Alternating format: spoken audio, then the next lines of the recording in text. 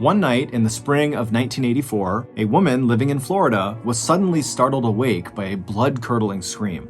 She sat there wondering what she should do, but after hearing silence outside, she told herself that the scream was probably nothing, maybe a cat or something, and then she went back to sleep. However, this woman would later find out that more than a dozen of her neighbors had also heard that terrible piercing scream, but just like her, they had all decided to do nothing. This decision would end up haunting the citizens of Gulfport, Florida for years to come because that scream was the last desperate cry for help from a person who was about to be murdered. This story includes sexual content and some graphic violence. As such, listener discretion is advised. But before we get into that story, if you're a fan of the strange, dark, and mysterious delivered in story format, then you've come to the right podcast because that's all we do, and we upload twice a week. Once on Monday and once on Thursday. So, if that's of interest to you, please go into the Amazon Music follow button's refrigerator and ever so slightly uncap all of their beer bottles so they all go flat. Okay, let's get into today's story.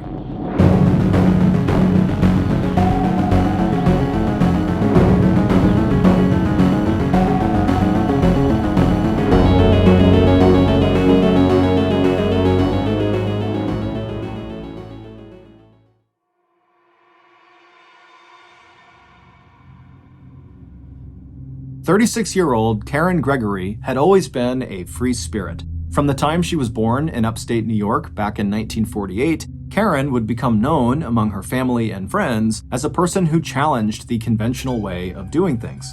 By the time Karen was enrolled in her local parochial high school, she was making her three younger siblings double over with laughter with inspired imitations of the elderly nuns who ruled their classrooms with iron fists.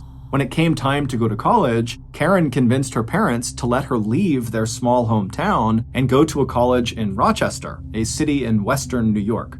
And when it came time to graduate from that college, an especially proud moment for Karen's very elderly grandmother, Karen made a point of ignoring the school's strict dress code. Instead of wearing stockings and heels under her gown when she received her degree in art education, Karen clomped across the stage wearing massive hiking boots. When her grandmother in the crowd noticed them, she let out a gasp that was so loud that for a moment, the entire ceremony came to a halt. And after college, Karen leaned hard into the hippie movement of the 1960s. After Karen left home for good, her parents were horrified to pick up the newspaper one day and find a picture of their daughter's familiar smiling face peering out at them from the middle of a group of Vietnam War protesters. And even after the 1960s gave way to the less radical 1970s, Karen's choice of marriage and careers were no less shocking to her very conservative parents. When Karen got married in 1971, at the age of 23, she skipped the traditional Catholic wedding service, opting instead for a small ceremony that was not attended by any of her family members, and then she settled down in Fitzwilliam, a tiny and isolated town in New Hampshire. There, Karen found a job teaching art to elementary school children, and she also got another job helping to care for the mentally ill. When she was home with her husband, Karen would tend to the couple's sprawling garden and make their vegetarian meals completely from scratch. But if Karen's style of marriage and careers were not exactly in line with what her parents had hoped for, her divorce a few years later was even more of a shock. Karen's family believed her marriage was solid. But according to Karen, she and her husband just kind of drifted apart and now just wanted to be friends. Then, after the divorce was finalized, Karen did not change her last name back to her maiden name, which was Marshall. Instead, she announced that she was formally changing her last name to her mother's maiden name, Gregory. And then when love knocked again at Karen's door after her divorce, this time Karen just avoided marriage and moved in with her new boyfriend, who was a potter, someone who makes pottery. And before long, Karen had also learned the craft of throwing clay on the potter's wheel while living in a big and drafty house and adopting a collection of stray cats. And through each of Karen's rebellions, her two younger brothers and her younger sister were always there to support her. They loved their sister. She was the family trailblazer. Her independence and sense of humor and ability to tell wonderful stories had made all of their own passages to adulthood that much easier.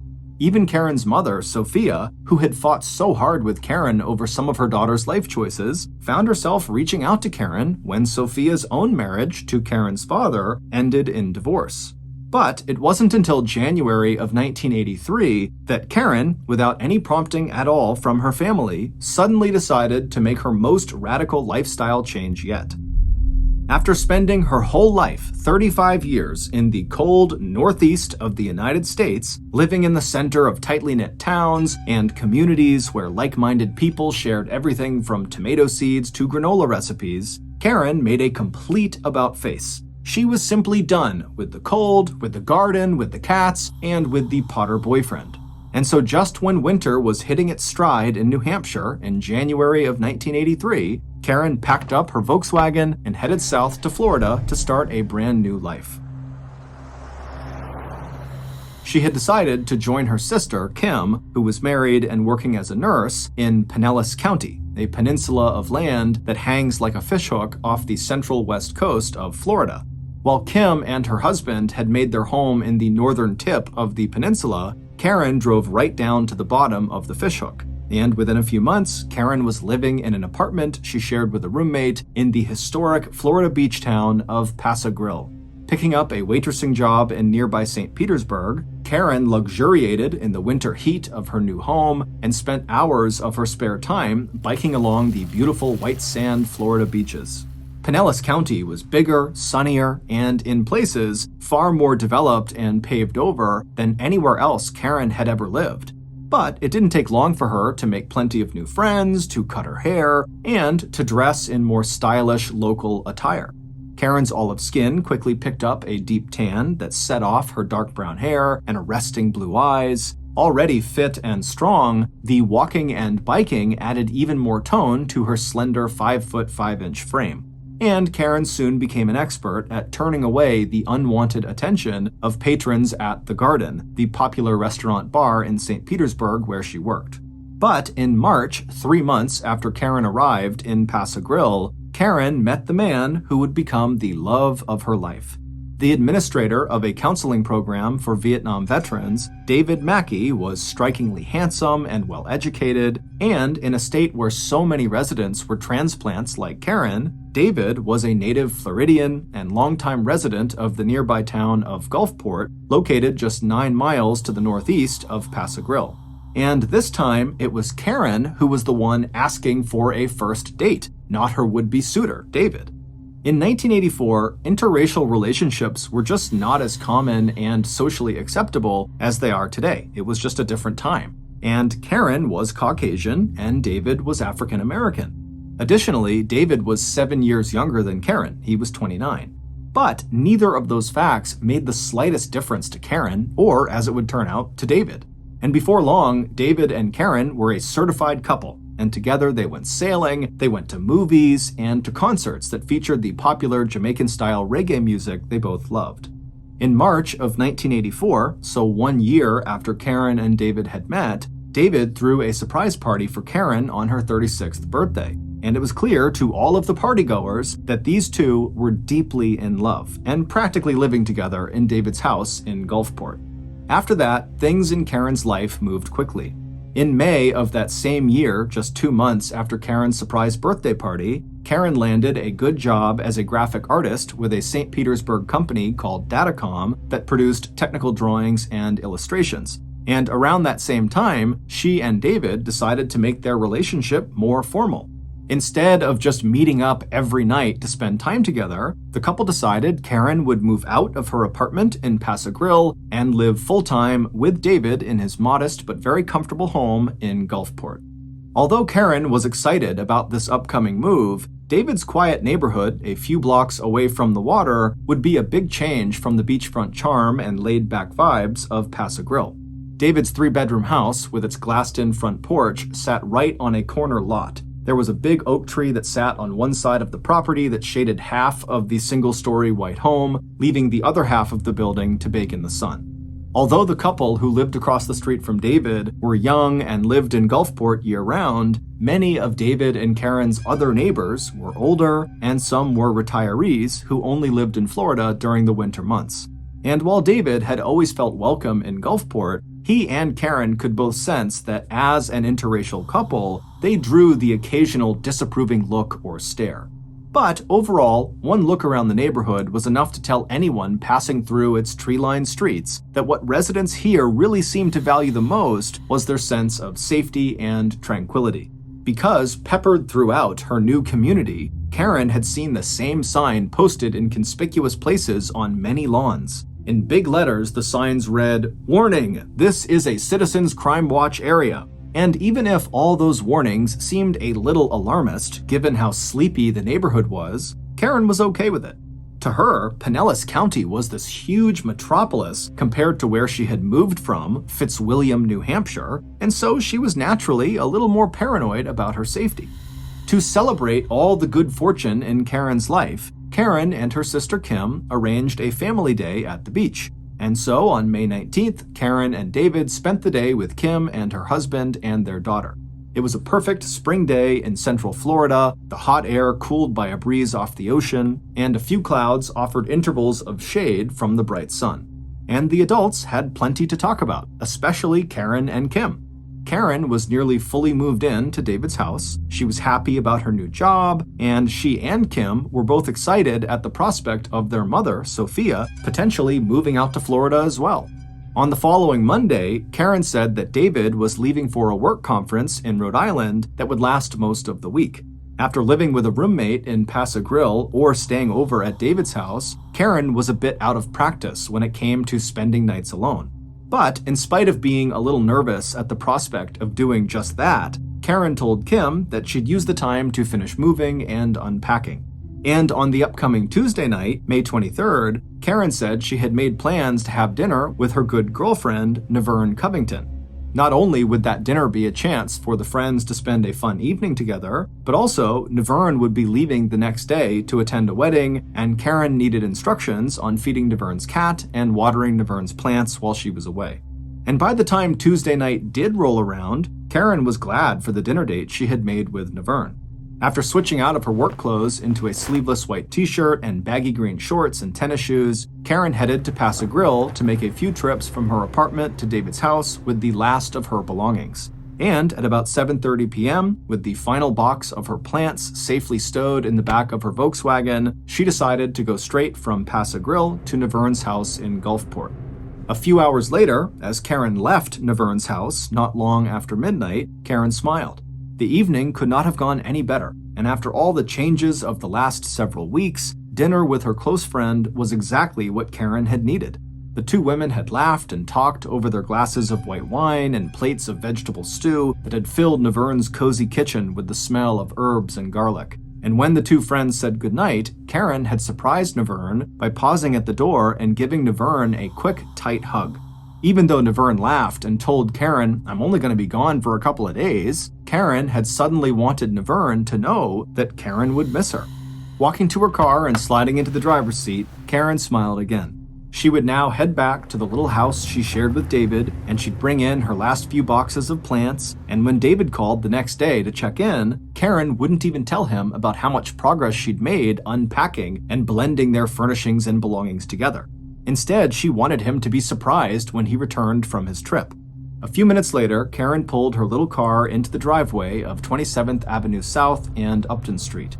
After parking her car next to David's car, he had left it behind for this business trip, Karen opened her door and climbed outside. After collecting her last few boxes of things from the trunk, Karen headed inside and locked the door behind her. Even though it was well past midnight, Karen wasn't quite ready to go straight to bed. She had been having trouble sleeping the last few nights, and so she decided she would just sit down and relax for a little while. Less than 1 hour later, a blood-curdling scream ripped through David and Karen's quiet neighborhood. Hearing it, several of Karen and David's neighbors sat bolt upright in their beds, wondering what was going on. One woman told herself that it must have been a cat or some other animal. Another woman remembered thinking that whoever had screamed had really strong lungs. And another woman pulled her husband back inside when he stepped out onto their front step to investigate. 1.5 days later, a woman named Amy Bressler was standing at her living room window talking to someone on the phone and looking out at David Mackey's house. At one point, she told the caller, "Yes, I can see Karen's car in the driveway." A minute later, Amy put the phone receiver down on the table, left her house, and walked across the road to knock on the side door of David's house. When she didn't get an answer, she walked around to the front door. There too, Amy's knock also went unanswered. But not before Amy noticed that some of the window panes in the front porch door had been broken. Walking again back toward the back of the house, Amy noticed curtains moving in one of the bedroom windows. When she stopped to look more closely, she saw that the reason they were moving is because the window was wide open. Amy reached through the open window and pushed the curtains aside and looked into David's house. A minute later, crying hysterically, Amy had stumbled back inside of her own house. Reaching for the phone she had left on the table, she could picture David Mackey at the other end of the line, stuck at his work conference in Rhode Island and frantic with worry after all his calls to Karen during the last 30 hours had gone unanswered. But before David could even ask his neighbor if Karen was okay, all Amy could manage to tell him, in a voice choked with tears, was, "David, it's something horrible. I need to get the police."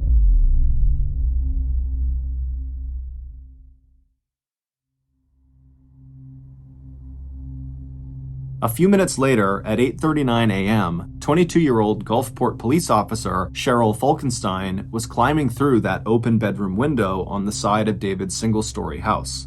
Even if she had been on the police force for 5 years instead of just 5 months, the young officer would not have been prepared for what she saw in the hallway just beyond the bedroom.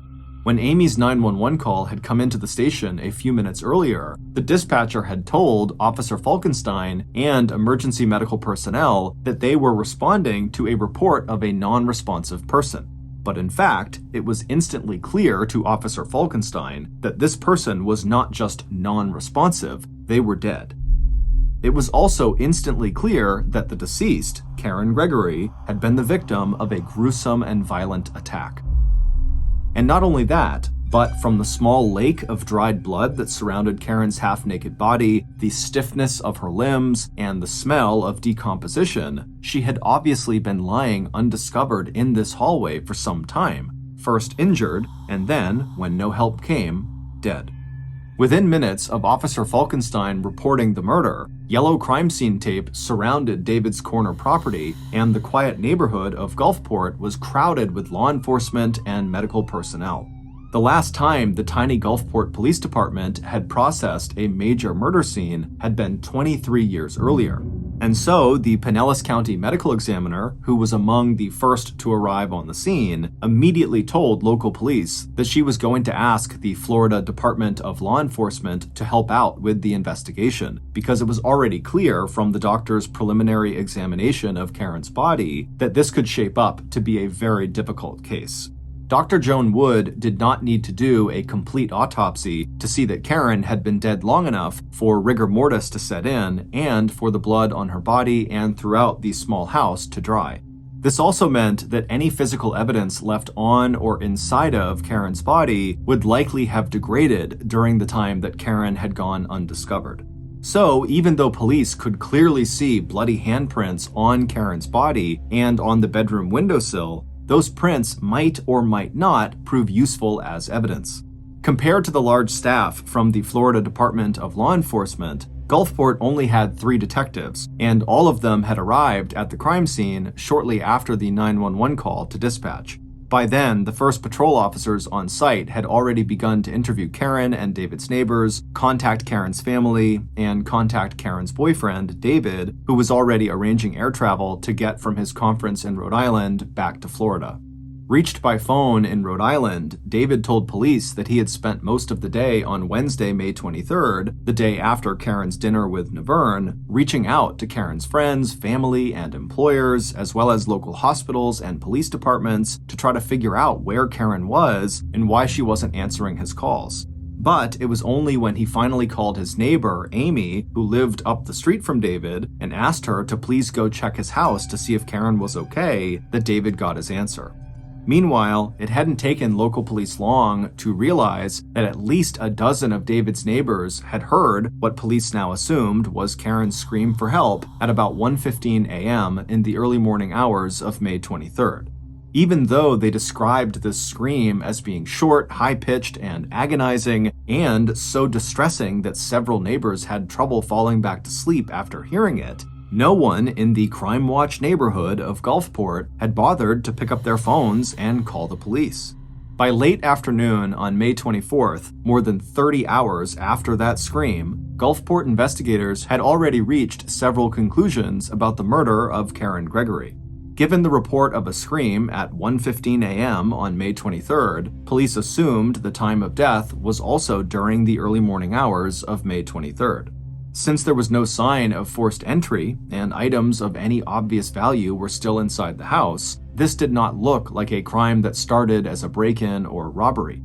What was clear was that even though Karen must have willingly opened the door to her attacker, she had later used every ounce of her strength to try to fight off that attacker.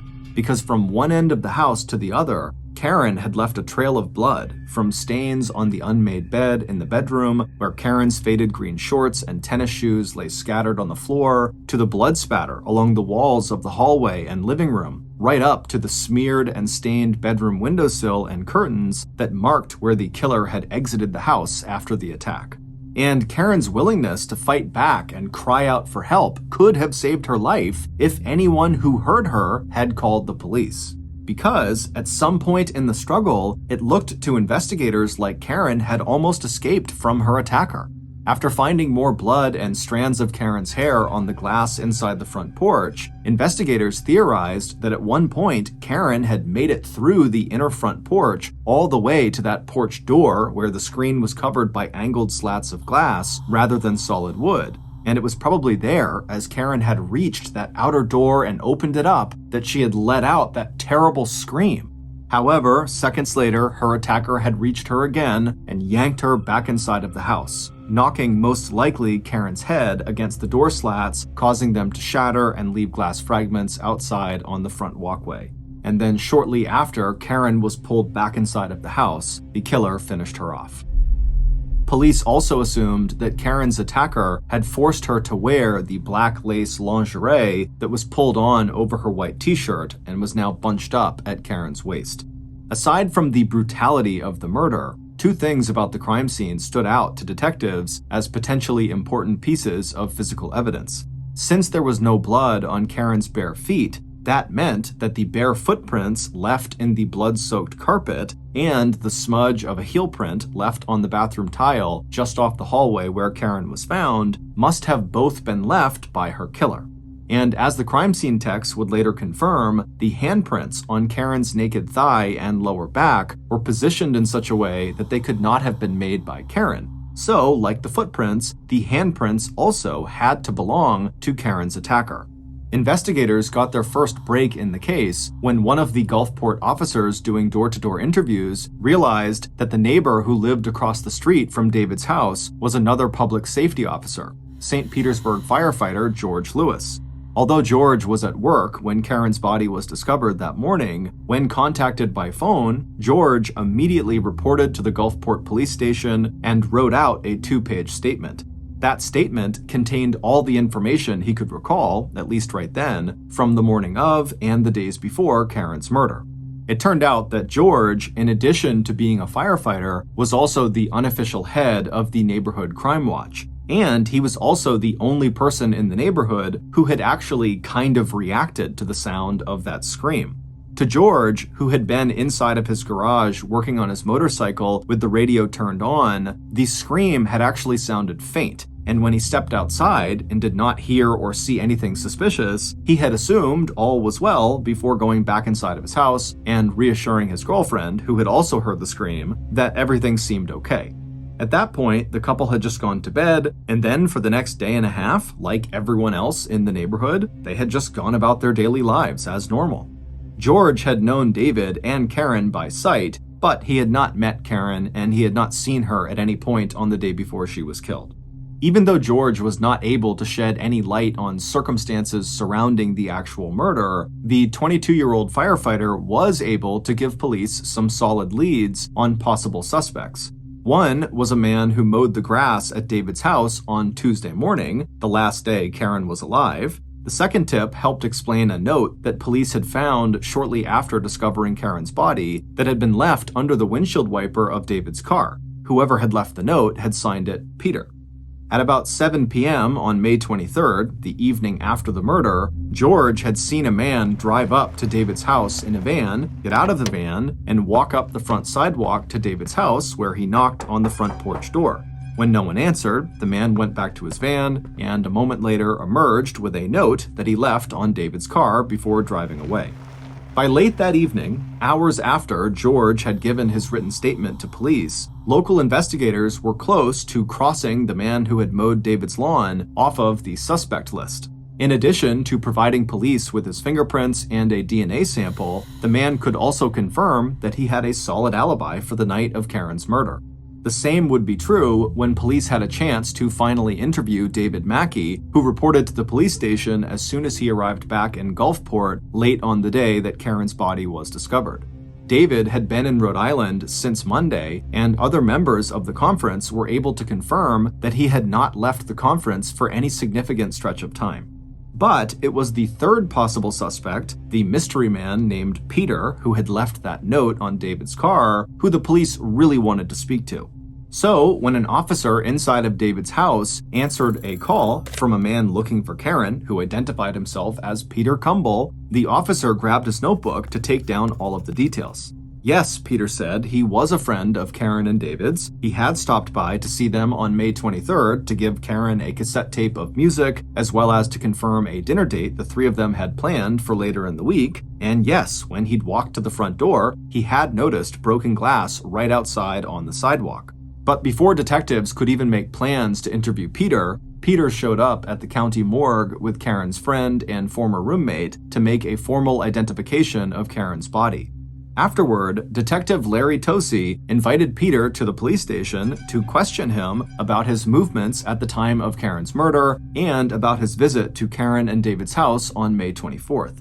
And even after Peter again told police that he really had only stopped by to drop off a cassette tape of music for Karen and to confirm dinner plans with the couple, Peter quickly went from possible suspect to prime suspect. First, there was the note that Peter, the host of a local radio program, had left on David's car. It was the last phrase of the note that raised the hairs on the back of the investigators' necks. "Hello," the note read. "Stopped by about 7:15 or so, but I saw no signs of life." In addition, during Peter's interview, Detective Tosi had noticed a scratch on Peter's hand. And while Peter insisted he'd gotten the scratch while playing with his dog, the investigator had to wonder if maybe Peter had gotten that scratch while struggling with Karen. And even though Peter's roommate said that as far as he knew, Peter had been at their apartment on the night and early morning that Karen was murdered, investigators thought Peter's alibi might be flimsy, especially when David and Karen's former roommate told police that they thought Peter had actually been romantically interested in Karen. If Peter had been jealous or obsessed with Karen, that might be a motive for murder. In addition to Peter Cumble, police had plenty of other leads to follow too.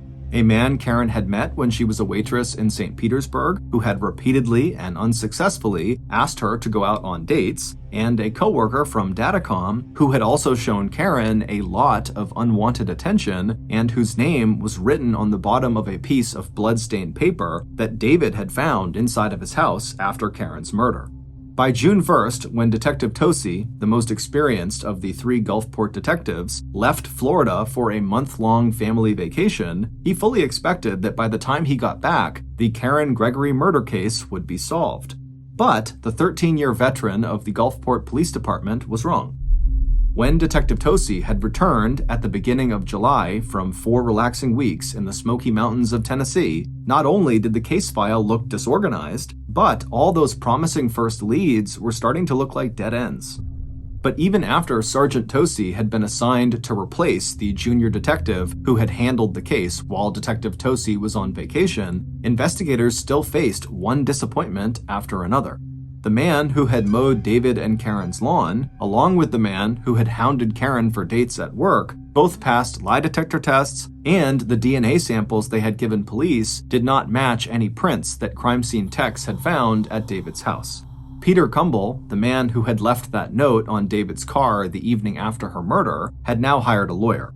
But, like the other initial suspects in the case, Peter's fingerprints and DNA did not match any of the evidence taken from the crime scene.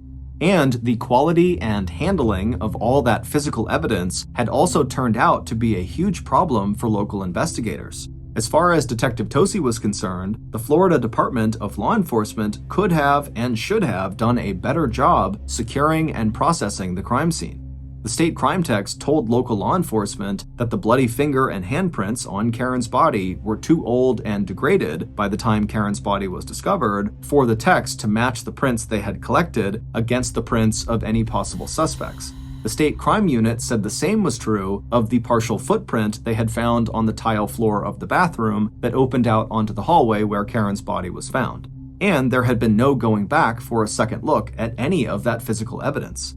On the same day that Karen's body was discovered and the Florida Department of Law Enforcement processed the scene, when the state crime techs left, they allowed 2 of Karen and David's friends to completely clean and scrub and vacuum the house. The friends didn't want David to see any sign of the obvious horror that had surrounded Karen in her final minutes of life, but that decision by the state crime unit had also meant that within hours of the assault, all physical evidence of the crime had been literally wiped away.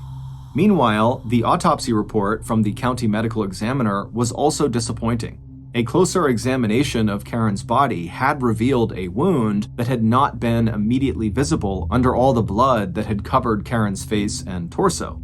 And the examination had also revealed the presence of semen inside of Karen's body, which confirmed that Karen had likely been sexually assaulted before her murder. But by the time Karen's body had been found, the semen was too old and degraded to provide a useful DNA match to DNA samples collected from potential suspects.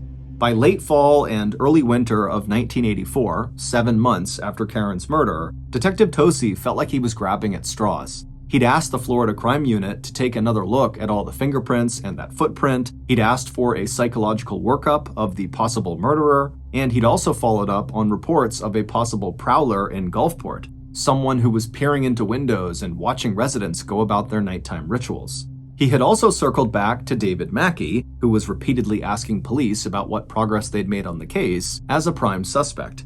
Even though it appeared that David was in Rhode Island at the time of the murder, the investigator had not been able to rule out the possibility that David had made an overnight airplane trip back to Florida to murder Karen and then returned to Rhode Island by the next morning. But, like the detective's other prime suspects, David 100% passed a lie detector test, and by Thanksgiving of 1984, the detective felt like once again he was back to square one. And even if he had a viable suspect, Detective Tosi had no physical evidence that he could use to link that person to the scene of the crime. It wasn't until Christmas of 1984 that police received the tip that would help them uncover the identity of Karen's murderer. At a farewell party for Gulfport's departing town manager, a casual conversation between an off-duty police officer and one of the city's bus drivers resulted in a complete rethinking of the murder investigation. What Detective Tosi discovered when he followed up on the story told by the bus driver, who lived 3 blocks away from Karen and David's house in Gulfport, would send shockwaves throughout Pinellas County and then all of Florida. Based on the follow-up investigation into that new information, here is a reconstruction of what law enforcement officials believe happened to Karen Gregory in the early morning hours of May 23, 1984. It was sometime after midnight when Karen gave her friend Naverne a big hug and thanked her for the dinner and conversation. And it was not long after that Karen pulled her little Volkswagen car into her driveway, and then after getting her last few boxes of things from her trunk, she headed inside, locked the door, and sat down to relax. But just a few minutes later, she heard a knock on the front door. Given she was alone, and it was the middle of the night, Karen was likely startled and maybe even a little scared by the sound. But she still stood up and made her way over to the door. When she got there, she called out to see who was knocking. When she heard the person reply, Karen was instantly put at ease, and she unlocked and opened the door. As the door in front of him opened, Karen's killer felt a rush of excitement. For a while now, he had been watching Karen from a distance, And up close, looking at her now, Karen was even better looking than the killer had realized, with that dark brown hair and those eyes that were almost electric blue in her tanned face. The killer's first wife had hated his habit of staring at women, sizing them up as sexual partners. But tonight, the killer wasn't there just to look. He was there to actually have sex with Karen.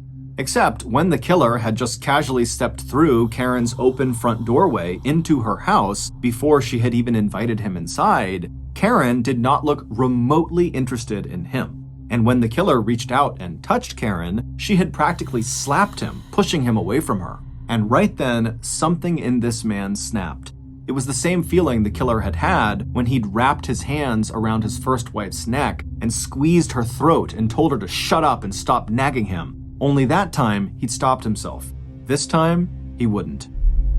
The killer pulled out a knife and showed Karen, and then quickly began shoving and dragging her down the hallway toward her bedroom. Once inside, the killer ripped off Karen's shorts and underwear, and then made her put on that black lingerie that he had found in one of her drawers, and then the killer flung himself on Karen and began to rape her.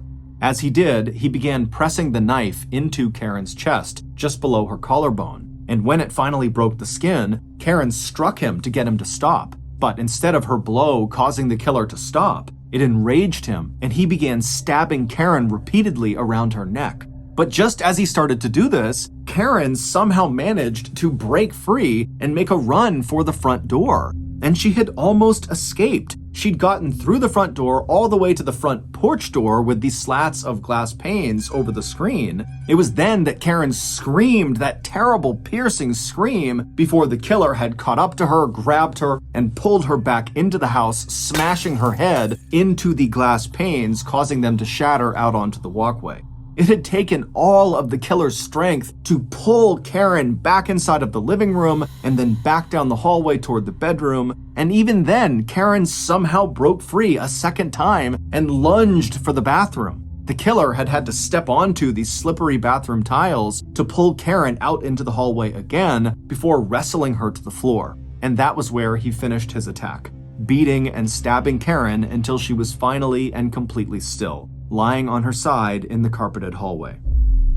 The medical examiner would later make a list of Karen's wounds. One of her hands was cut and scratched, one of her fingers broken, her face, head, and upper body covered with so much blood from 13 separate stab wounds to either side of her neck that it was impossible to see the slash the killer had also made straight across her throat.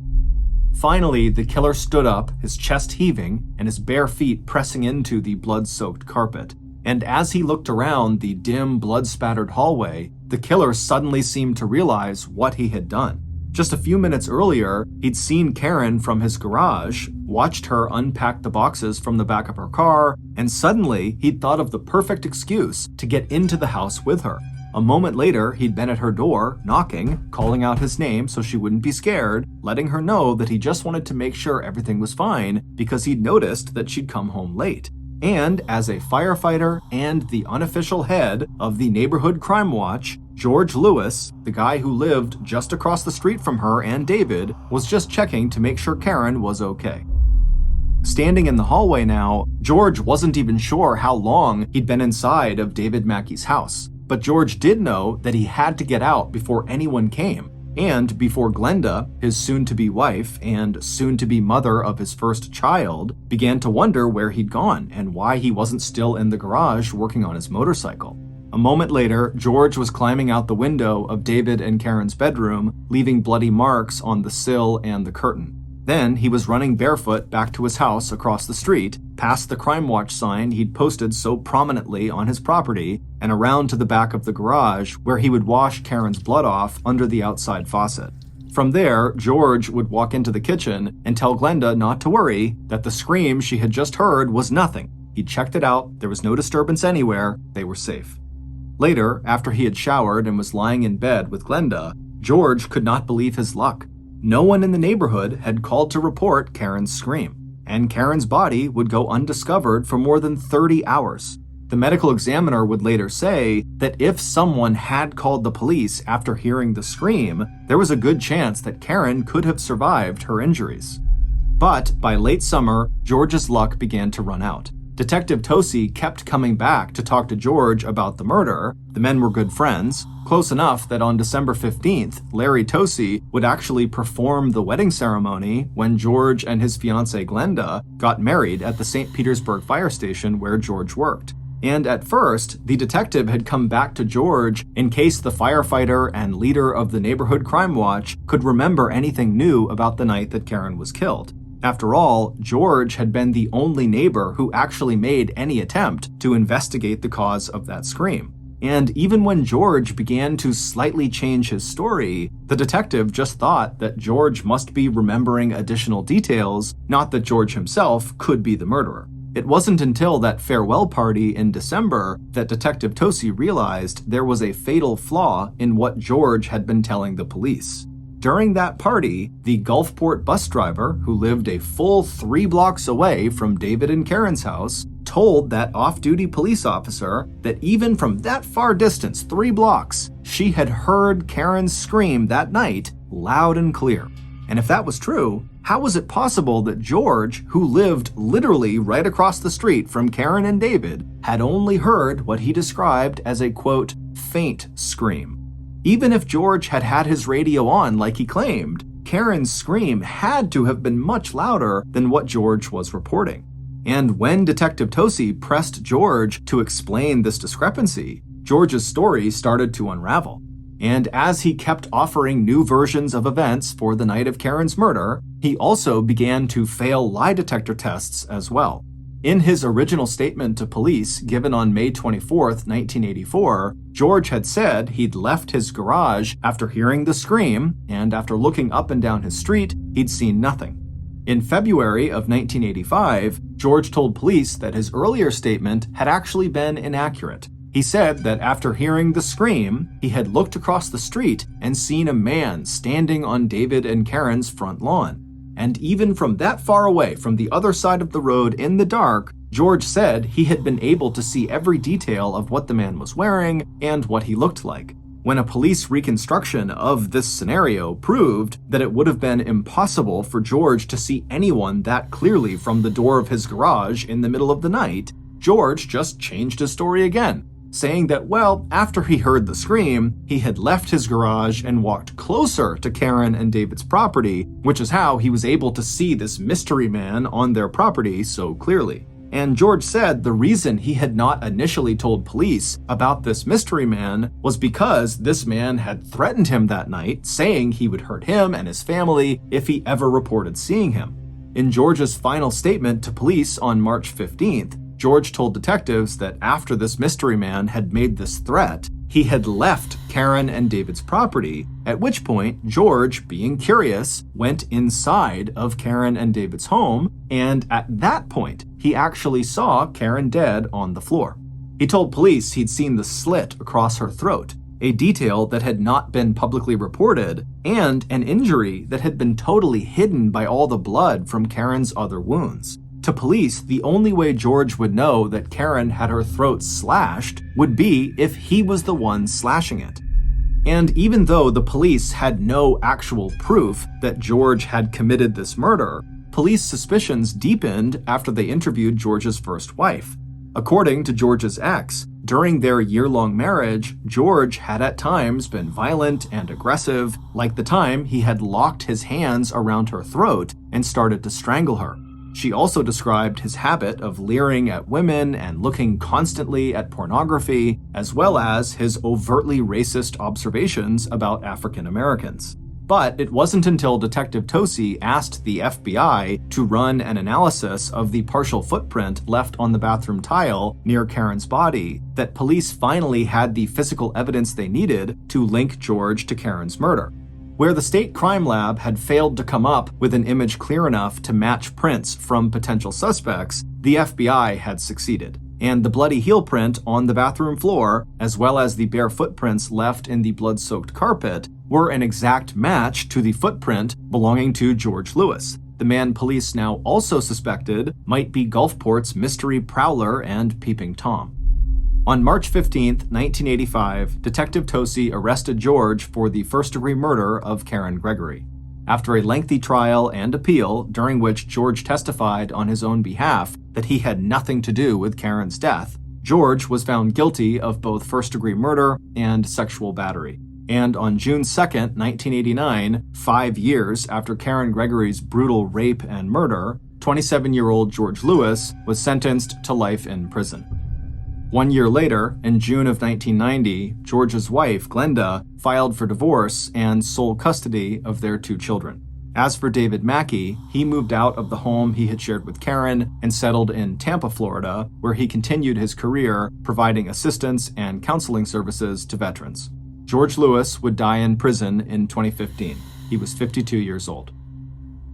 We'd like to give a special thanks to author and journalist Thomas French, whose series of newspaper articles and his book, Unanswered Cries, A True Story of Friends, Neighbors, and Murder in a Small Town, were our main sources in creating this episode. Thank you for listening to the Mr. Ballen Podcast. If you got something out of this episode and you haven't done this already, please go into the Amazon Music follow button's refrigerator and ever so slightly uncap all of their beer bottles so they all go flat.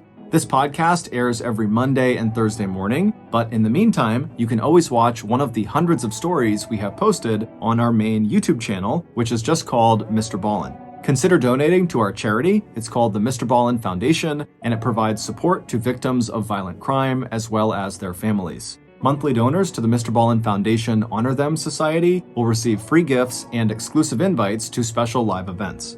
Go to mrballen.foundation and click Get Involved to join the Honor Them Society today. If you want to get in touch with me, please follow me on any major social media platform and then send me a direct message. My username is just @MrBallen, and I really do read the majority of my DMs. Lastly, we have some really cool merchandise, so head on over to shopmrballen.com to have a look. So that's going to do it. I really appreciate your support. Until next time, see ya.